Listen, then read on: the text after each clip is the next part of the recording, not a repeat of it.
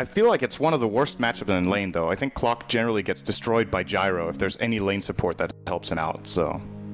I'm generally not the biggest.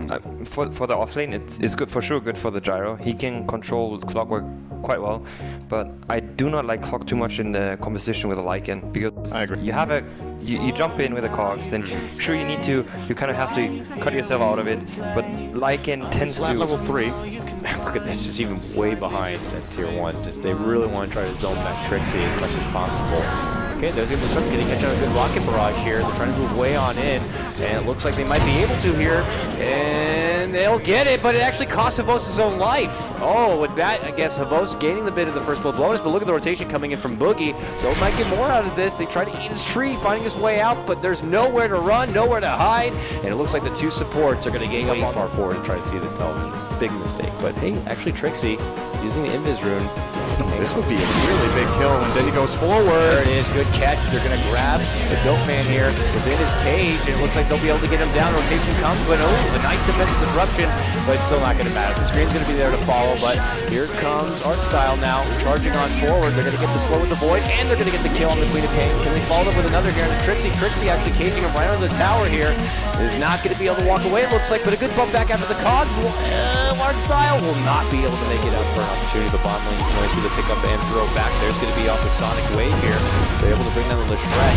And meanwhile, the Boasters go down. Now Trixie going to be on the return.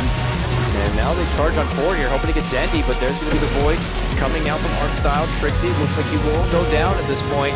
And on the other side, you see Boogie trying to hide on Bout, going to be scattered up through the creek, going for the TP, will make it away.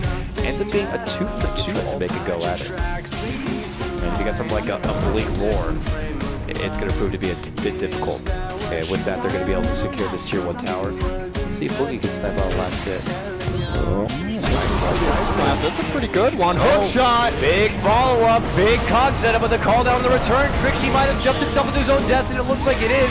A snag is over the lightning storm, but man, that is not the opening they were hoping for. This was a lead-in jump opportunity from 4ASC. They end up losing 3.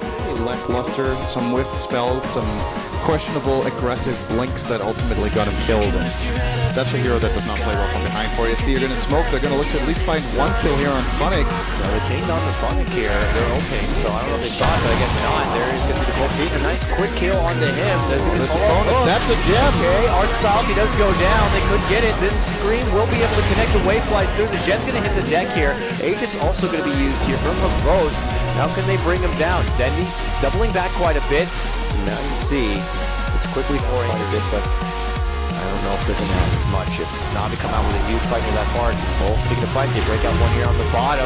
They get disruption on the Nemphy. Nemphy, they're trying to use that race car speed to kind of run himself away. Will be TPing here, and he will make it away. Not enough for the poison damage, and the splitter comes just a little too late.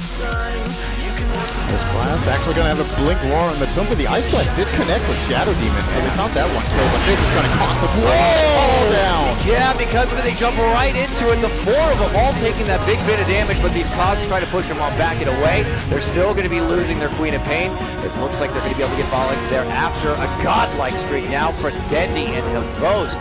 Pixel was a nice killing spree. He's able to make the high ground to get away from his earns. He could hand over quite a bit of gold, but they're still feeling confident, I think. That is not the end of the world. When you have a 20k lead, losing 2,000 of that is still nothing.